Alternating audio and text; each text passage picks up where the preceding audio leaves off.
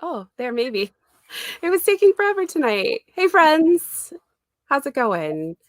We are back for another week of Red Birth Green After Dark. I'm Erica G. We've got Rowan, and we're here to talk again about some really important things, at least things we feel are important, to get parents and caregivers just thinking about what might be necessary as we transition into another COVID summer and what that means for the adults that have to facilitate that situation as we move from a space that has maybe a little bit more structure. If you've got virtual schooling that structures your day, or hybrid schooling, or in person, if you're fortunate enough for that. I know people whose kids are actually in.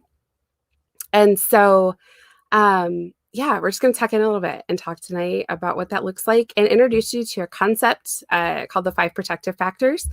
And we're going to be talking about those over the next few weeks, actually, different areas and different components. So yeah, let's talk about it.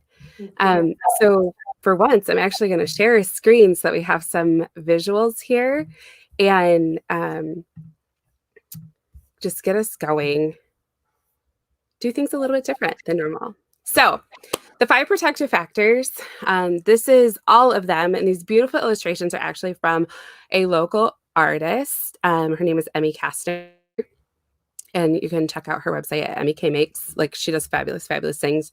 She's also an illustrator, and her stuff is very, very cool. So, the 5 protective factors tuck into 5 different areas that kind of just help us thrive as parents and caregivers. And for me, I love them because they're great mental checkpoints for us to have. And the things that I haven't necessarily considered, like they may be, and I'm wondering if that may be the case for you as well. So you can always hop into the comments and let us know, like, oh, this reminds me of something that I already do, but I didn't have a phrase or a title for what that was, right? So that's why we're going to do a little bit of exploration together.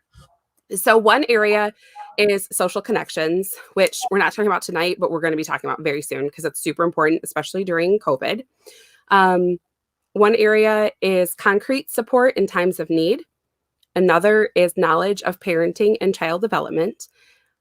Then social and emotional competence of children.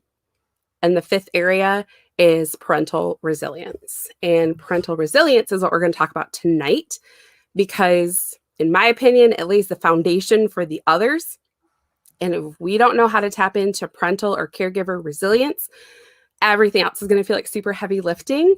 And we don't want that to be the case because, yes, parenting and caregiving is hard and it's tiring and all of those things, but it should also be fun, and there should be enjoyment, and there should be joy and laughter, and it shouldn't feel draggy all the time. And so if it is, that's what this conversation is about, and how we can kind of tune in differently and start to change how we maybe feel or how we approach things, and how that can then impact the experience of the small people that are in our life. So tonight, parental resilience. The overarching thing for that is to make positivity a habit. I practice remembering that my glass is always half full because positivity is the sister of resilience. So here's the thing. Positivity can also become toxic.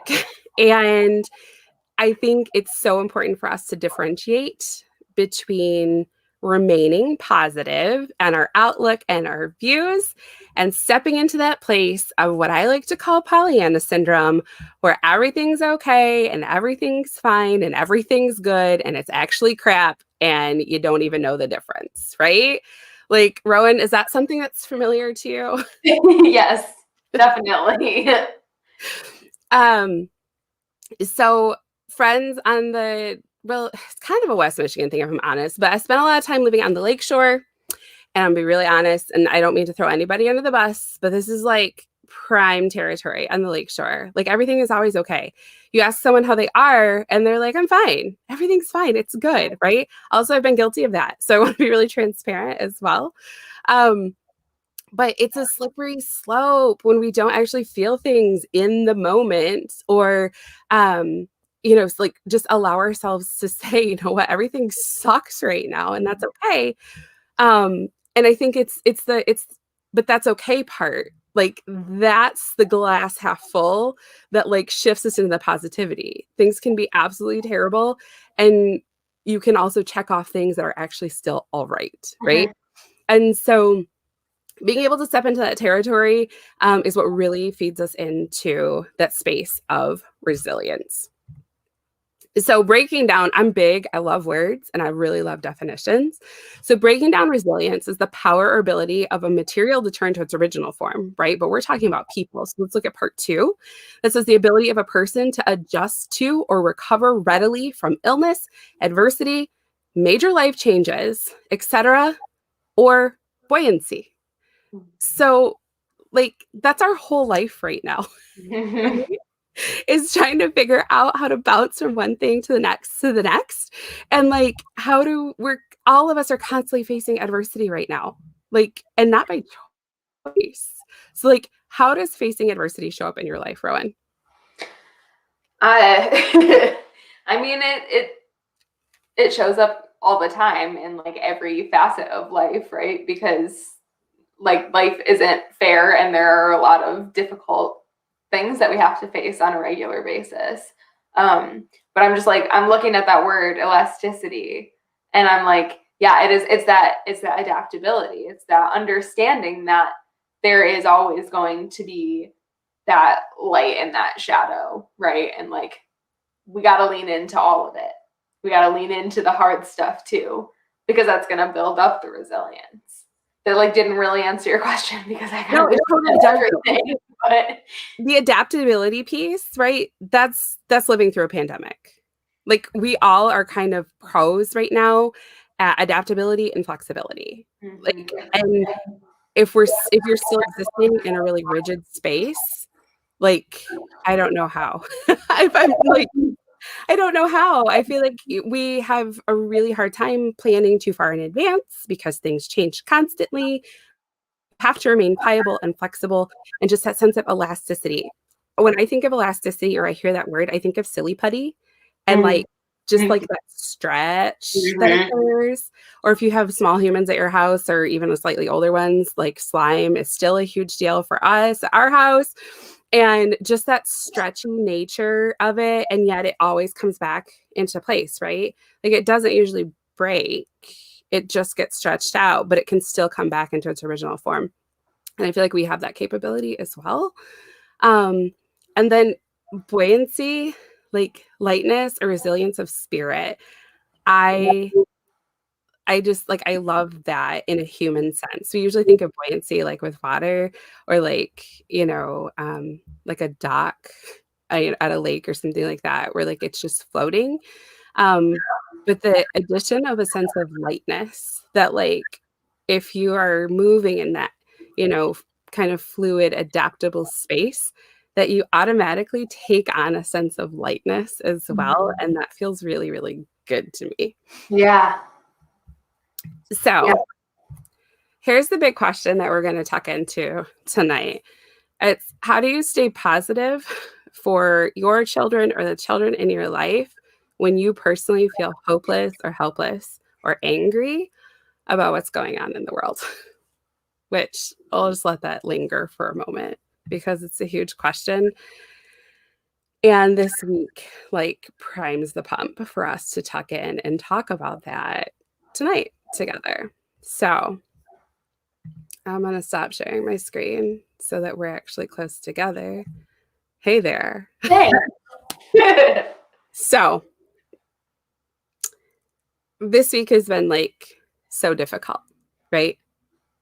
So difficult. And kind of a whiplash emotionally. And I think that as adults or grown-ups in a situation, we fall into this role of feeling the need to filter a space for young people, right? Which means that we take on extra so that they don't have to take on quite as much. But what do we do with that? Totally. Because there's also the need to be realistic and honest. and still be positive and exist in the now. And that's really hard. And I'm thinking about like what you said earlier, like if you're staying rigid, I don't know how. And like the first thing that came to my mind is if you're staying rigid, you must have immense privilege, because being adaptable, like if you feel like it's hard to be resilient and like your adaptability is suffering, it's probably because it is, and because there's too much. Like adaptability is one thing, and we are designed as living beings to be adaptable, but we're also not designed to be living in a world that looks like the one that we live in right now. Not at So all. this extra, like extra, it's just all extra that you have to put in. And that can feel really daunting. And that's why this is one of 5 factors, right? Because It's you can't one have area. this without the other pieces. Well, and also the feeling, like, I love that you brought up like having to put in extra, because I can speak for myself right now. I don't often feel like I have extra to give, especially to the young people in my life that count on me for that extra, right? Because they need it. They need a sense of stability, and they need a sense of normal, right? And they look to us to give that to them. But creating a sense of normal when you're in an extreme circumstance takes a lot of extra, like Yeah. so much extra. Um, and so it just feels hard. Yeah. Like as a parent, it feels hard. I know like you're in a caregiver role for many young people. Like I imagine in that setting, it feels hard as well. Yeah, definitely. Because like it's also like, I right now I'm currently working at a preschool, and like holding space for these kids who are little, first of all, and second of all, are also living through this right now, and like building entire bodies and brains right now. Like it's a lot, and it's really potent a lot of the time, like for me to be in that space, because like the number of conversations that we have had about like taking care of the planet and about racism and police brutality, like there's been a lot of conversation about that, and a lot of questions from kids because they want to understand. And like I said, they're little, and like there's a line, like there just there has to be a line to what you do and don't share. But then it's like, where do you go with the information that you present, right? When you are being honest and realistic like that. And I like where we usually go with that is like, what do you want to see? Like, what does the world that you want to see look like? Because they say the most beautiful things. Like, Yeah. they say the most wonderful, heartfelt, caring, compassionate things. And you hear so often that like kids need to be taught empathy, and that is true to a degree, but they also just have that loving is innate, you know? It truly is. It truly is. I think that focusing on the future is actually a great thing for us to do as adults as Yes. well, right? There's only so much that we can control about this very moment in time. There's only so much that we can personally control when it comes to the environment, to global warming, to police brutality, to uh, like on and on, right? Like I could like just keep listing, and I'm not going to, because that takes me out of a space, Totally. right? Where I feel like I can continue to be resilient, because with everything that I add to the list, I feel the weight of that. And so focusing on the future, and also like the actions that can take place between now and the future, right? Yes. Like cultivating positivity is an intentional choice in how we show up every single day. Doesn't work every day, right? Like I think that that's really important. Like I want to be certain that that's clear. It does not work every day, even if you are intentional about choosing it. Like there are going to be days that just miss the mark, and that's all right.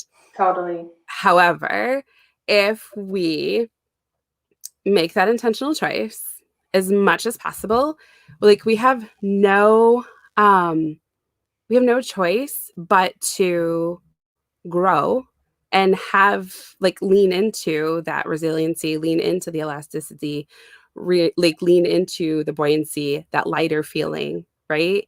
That to me feels freeing. That feels encouraging. Yeah. I mean, I think like part of making the choice to like bring new people into the world, and this is not always how it goes, but like part of that choice is recognizing that like there is a future, right? Like there has to be a future. And so it's like we for ourselves have to focus on that like positivity, but also just for like everything, right? Like we have to focus on moving forward. We have to focus on like I said, like what we want the world to look like and make choices now that reflect that. Right. And just like you said, Erica, like it's not going to happen every day. And it usually feels more like baby steps than leaps. Yeah, And truly, like, truly. because that's what we have. Like fighting the things that we're fighting systemically, it's much harder to leap than it is to baby step as individuals, as families, as communities. Yes, doing small things with great consistency.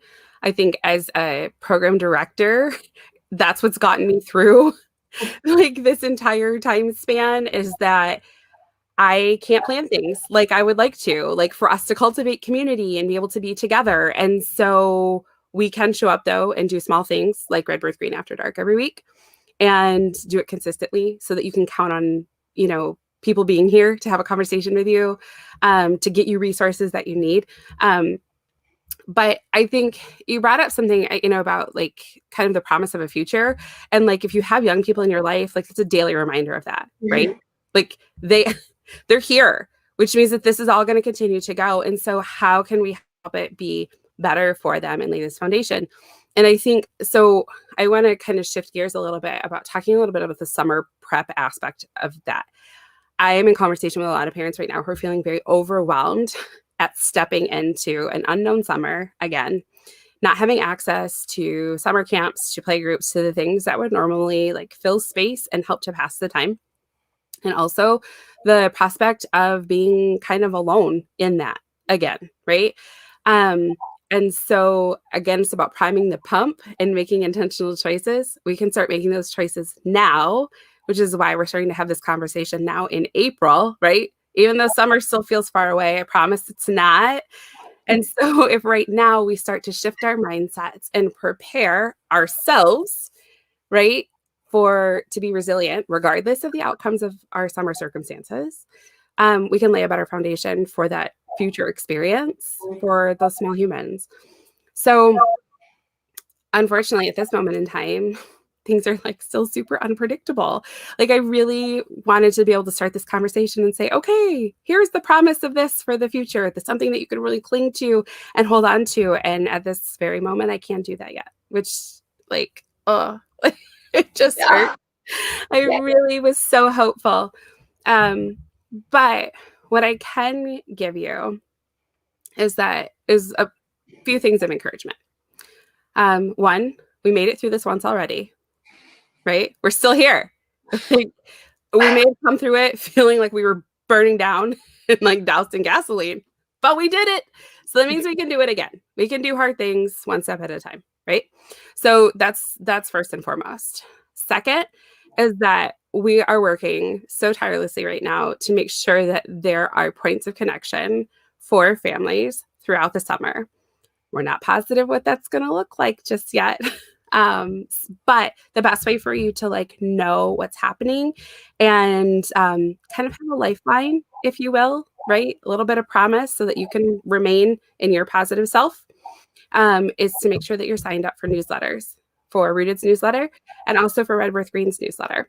So you can do that on both of our websites, rooted.org or redbirthgreen.com. For us, if you hit the contact tab, drop down to the bottom, it's right there, super easy. We really only send things out about once a month, so it's not spammy in any way, shape, or form. But you've got to be connected with us this summer to actually know where you can find us in the community. It's going to be a little bit of a secret project, so this is the time. Now, if you want to know what's happening and stay connected, go tonight and sign up for the newsletter. Also, make sure you're following us on social channels because there will be reminders and opportunities of, hey, have you signed up for this yet? So that you know where to find us and know what's going on. And so that will be very important for you to stay abreast of what is happening within the community. I also hope that we will be able to have resources available throughout the summer in various shapes and forms that give you conversation starters for older kids or give you engaging activities for the younger people in your life, like those, like the pre-Kers, right? If you need books, reach out to us. We have books. If all else fails, sit down and read. Like that is always an easy way to ground everybody and just kind of keep things moving in a relatively okay direction, even if the world feels like it's falling apart every place else, right?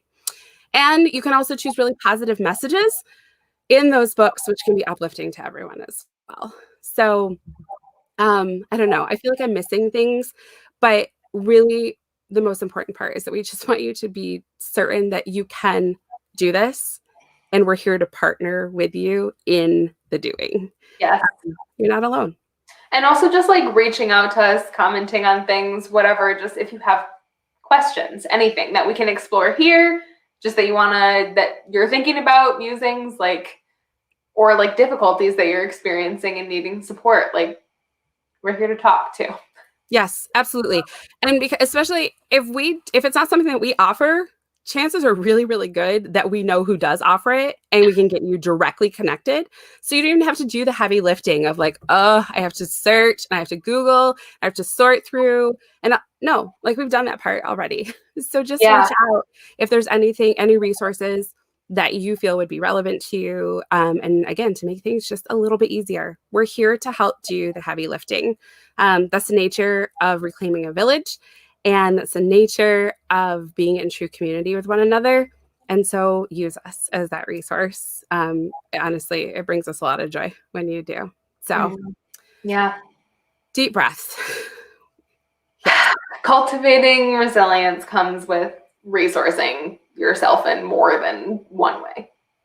Absolutely. Something that came to me, like as far as finding resources, like looking for things that we can offer, like recognize that resourcing yourself is the number one thing, because like trying to just muster all of it up from right inside is impossible. It's impossible, right? Somehow society has led us to believe that that's how it's supposed to be. That we're supposed to just, that like we're supposed to just keep on going, right? That bootstrap mentality, like you can pull all the things from within yourself. That's a load of junk. It's just not possible. It's a really fast way to burn yourself out, to hate your job, dislike spending time with your kids. You have a partner, you want to, scratch your face off. Like you don't want to be with anybody. And if you're feeling those ways, like in any of those ways, it's probably because you're not resourcing your life well enough. That's something that we can help with, right? Making sure that you have access if that's an issue. We can definitely make those connections and help in any way, shape, or form. But I just think it's really important for everyone to always remember that you're not in this alone. You're not experiencing this crazy time period alone, and neither are your kids, right? Like our kids are going through something too. And I'm not sure that enough space is held for them to like allow them to say, hey, I don't like this either. Right. I also don't like being on the computer all day. Yes, absolutely. Yeah. So again, deep breaths, keep breathing. If you have an Apple Watch, I know it will remind you on an hourly basis to breathe. Lean into that. And also just take the opportunity to take pause and assess, what are my needs for this next season? So when we come back together next week, we're going to talk about another protective factor. We'll also probably always be circling back to the parental resilience aspect of the 5 protective factors, because it is foundational. If you're falling apart, you cannot give to others in your life. And so we want to make sure that that is really solidified and cultivated as we like send you into this next phase of existing. And so just be thinking about, just take note of those areas in your life where maybe I can let this go. Maybe I could pass the torch to somebody else. Delegation, it's hard. It's very hard.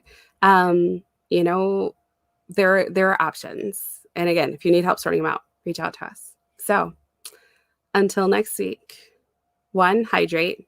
I just that feels so important still, always. Breathing water, like right. Yes. So one, hydrate. Two, be good to yourself, be good to others, and also show yourself gentleness, but also feel buoyant.